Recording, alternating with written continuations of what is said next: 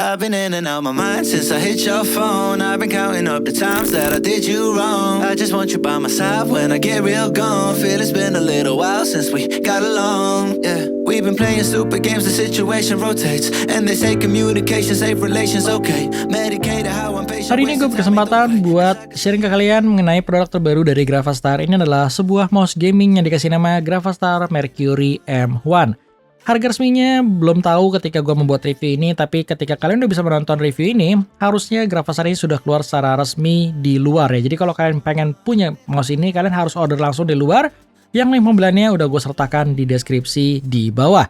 Jadi langsung yuk kita mulai aja videonya, apa sih yang ditawarkan dari mouse gaming ini. Dan disclaimer dulu, gue bukanlah orang yang suka atau intens bermain game di PC ya. Jadi sini gue akan lebih sharing aja ke kalian mengenai 2 minggu gue menggunakan mouse gaming ini, kira-kira pengalamannya seperti apa. Jadi langsung aja yuk kita mulai videonya. Gue akan mulai dari desain dan build quality-nya. Ini dimana kalau kalian lihat dari sisi desain, dia masih mempunyai benang merah yang sama dengan produk Gravastar yang lain. Gravastar itu selalu mempunyai desain yang berbau-bau alien gitu ya. Jadi itu juga diterapkan di mouse ini yang ketika gue melihat untuk pertama kalinya, gue melihat ini tuh desainnya mirip sarang alien dan di bagian RGB dalamnya sini tuh seperti telur aliennya ya. Jadi gue ngerasa sih desainnya keren, gamingnya tuh berasa kuat banget tapi dia masih terlihat estetik dan gak terlihat keramaian ataupun norak. Gue suka dari desain Gravastar Mercury M1 ini, terutama kalau kalian yang punya setup gaming tapi nggak terlalu rame atau punya setup gaming yang minimalis, gue rasa mouse ini masih masuk ke setup gaming kalian. Untuk size-nya terbilang compact ya atau kecil, dan dia mempunyai berat hanya 79 gram. Jadi ketika gue pegang untuk pertama kali, ini mouse berasa ringan banget.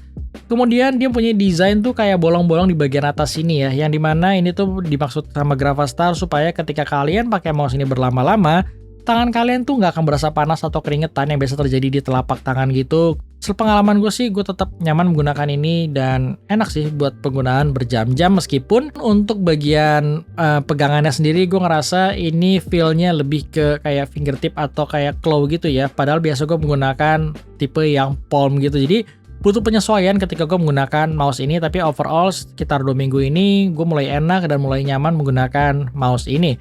Mungkin kalau kalian yang tangannya besar, gue nggak terlalu merekomen untuk Gravastar Mercury ini karena memang agak sedikit merepotkan mungkin ya, terutama karena jenis mouse ini size-nya cukup compact dan kecil seperti ini.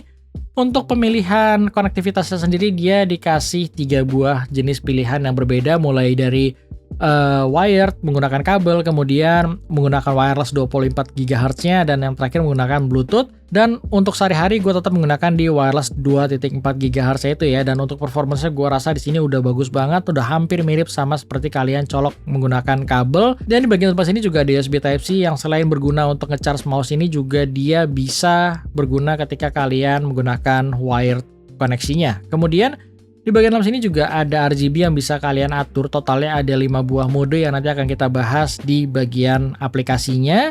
Dan yang terakhir adalah untuk spesifikasinya sendiri, yang dimana untuk Mercury Gaming ini dilengkapi dengan sensor terbaru ya, sensor high-end dari PAW3395DM. Kemudian untuk main control IC-nya dia menggunakan BK-CX52850. Untuk maksimal polling rate-nya dia berada di 1 kHz dan untuk DPI-nya berada di 26.000.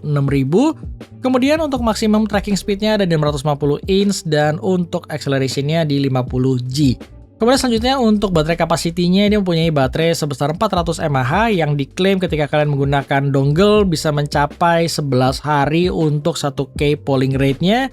Dan juga untuk Bluetooth-nya bisa mencapai 17 hari. Jadi gua rasa untuk daya tahan baterainya nggak akan menjadi masalah di sini. Dan gue sendiri selama 2 minggu ini masih baru pernah nge-charge sekali aja, itu pun di awal ya. Jadi gue ngerasa daya tahan baterainya cukup awet, padahal gue menggunakan RGB-nya ini on, tapi gue ngesetnya memang cukup hemat baterai yang bisa kalian atur-atur di bagian aplikasinya yang akan gue terangkan nanti. Jadi sekarang gue akan ngajak kalian masuk ke aplikasi yang ada di Gravastar M1 ini ya, supaya kalian bisa tahu kira-kira apa aja yang bisa kalian ubah-ubah di dalam aplikasi Gravastar ini. Oke, jadi ini adalah tampilan awal untuk aplikasi dari Gravastar sendiri ya. Total ada 6 buah tombol yang bisa kalian custom di sini, dan untuk customize pun terbilang cukup banyak ya. Kalian bisa memilih di sini mana-mana aja yang mau kalian custom. Dan seperti yang kalian lihat di sini ada 2 buah tombol makro tambahan ya, yang berada di bagian samping. Jadi total tombolnya di sini gua rasa cukup umum untuk sebuah mouse gaming. Untuk profile sendiri ada total 4 buah profile yang bisa kalian save secara bersamaan ya. Jadi untuk profile ini misalkan kalian gunakan profile pertama untuk editing, kalian bisa mengatur untuk bagian tombolnya, kemudian untuk gaming dan lain sebagainya. Kemudian di bagian kanan ini untuk mengatur sensor yang ada di Gravastar M2 ini ya. Jadi di sini total DPI stage-nya misalkan ada 6 buah secara default, kalian bisa mengganti kalau kalian kebanyakan, mungkin kalian bisa mengganti di 2 atau 3. Nah, DPI stage ini basicnya ketika kalian pencet tombol DPI yang ada di mouse-nya ini ada berapa stage yang bisa kalian akses di tombolnya ini ya. Jadi ini defaultnya ada 6 dan gue biarkan aja di defaultnya, dan gue menggunakan DPI-nya selalu di sekitar 1600 sampai 2000 yang bisa kalian custom juga pastinya untuk per masing-masing stage di DPI-nya ini. Kemudian di sini ada report rate atau polling rate ya. Di sini kalian bisa memilih juga antara 125 Hz sampai yang paling maksimal di 1000 Hz. Tapi gue selalu menggunakan di 1000 Hz karena ini adalah potensi maksimal yang ada di mouse gaming ini. Jadi agak sayang kalau gue menggunakan di bawah ini ya, karena keyboard sini memang berasa pastinya lebih responsif ya dan juga lebih smooth.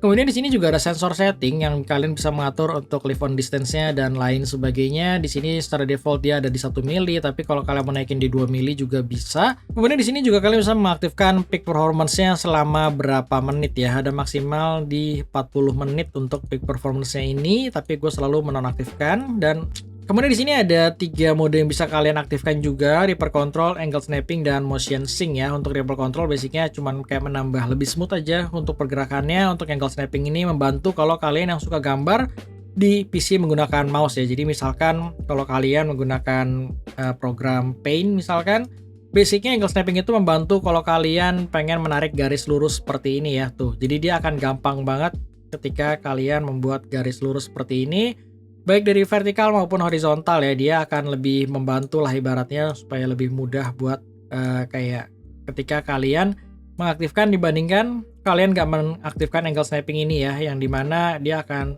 sangat sulit. Jadi kalian langsung melihat ya perbedaannya, yang dimana ketika angle snapping tuh dia bisa benar-benar lurus banget seperti ini, ketika di nonaktifkan dia akan susah buat kalian bikin lurus seperti ini. Jadi ini sebuah fitur yang membantu di mouse-mouse zaman sekarang ya. Ini kayak canggih juga ya, ada model angle snapping ini. Jadi sensornya ngebaca kalau kalian aktifkan untuk garis lurus ini. Jadi di sini gue akan aktifin aja karena gue memang nggak berasa berpengaruh atau set efek buruk ketika gue menonaktifkan ini ya untuk kesehariannya. Dan kemudian di sebelahnya ini ada kayak buat makronya, kalian bisa atur di sini, dan pengaturan makronya juga gua rasa cukup luas ya, cukup fleksibel di sini. Kalian bisa mengatur apapun, bisa kalian save untuk makronya. Di sini untuk pengaturan RGB-nya seperti yang gua udah mention di awal, total ada 5 buah jenis LED yang bisa kalian pilih, ada rainbow, single, dan lain sebagainya. Kemudian warnanya juga bisa kalian atur, dan juga brightness, speed, dan di sini ada light off when moving dan time until light off after not moving. Ini sangat berguna kalau kalian nggak pengen cepet habis ya untuk baterainya ya. Jadi light off when moving ini ketika kalian pakai, dia akan otomatis mati LED-nya, dan ketika kalian lepas dia akan otomatis nyala.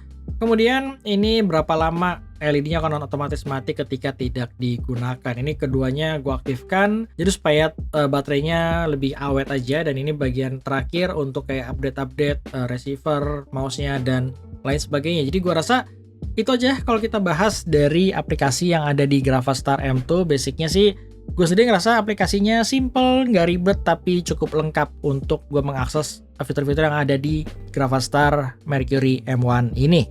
Jadi sekarang gue akan bahas tentang pengalaman gue menggunakan Gravastar Mercury M1 ini.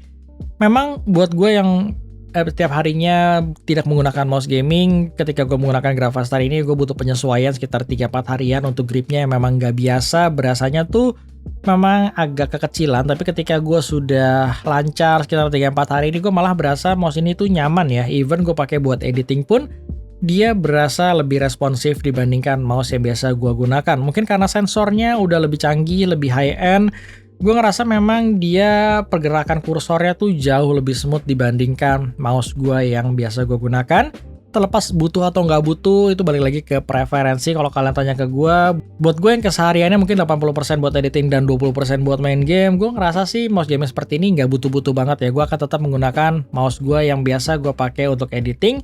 Tapi kalau memang kalian orang yang intens main game di PC, butuh mouse yang super cepat, yang memang presisi, gue rasa Gravastar Mercury M1 ini udah bisa mengcover kebutuhan kalian ya. Karena memang untuk spek yang ditawarkan, gue rasa dia termasuk spek yang cukup bagus ya untuk sebuah gaming mouse. Dia menawarkan sensor yang high-end, kemudian secara feel juga berasa enak, ringan. Secara fitur juga terbilang cukup lengkap dan gampang buat kalian otak-atik. Tapi kalau kalian memang orang yang sering menggunakan game-game MOBA gitu, mungkin tombol makro di sini memang cukup terbatas ya, karena dia menggunakan tombolnya hanya ada 2 aja, tambahan tombol makro yang berada di samping. Tapi kalau kalian tipe FPS player gitu yang memang butuh akurasi, speed, dan controlling yang bagus, ya ini akan cocok sih gue rasa buat kalian. Jadi itu aja yang bisa gue share mengenai Gravastar Mercury M1 ini. Sekali lagi kalau kalian berminat, tinggal kalian cek aja ya untuk link pembelian yang udah gue sertakan di deskripsi di bawah. Thank you for kalian nonton dan sampai ketemu di review gue selanjutnya.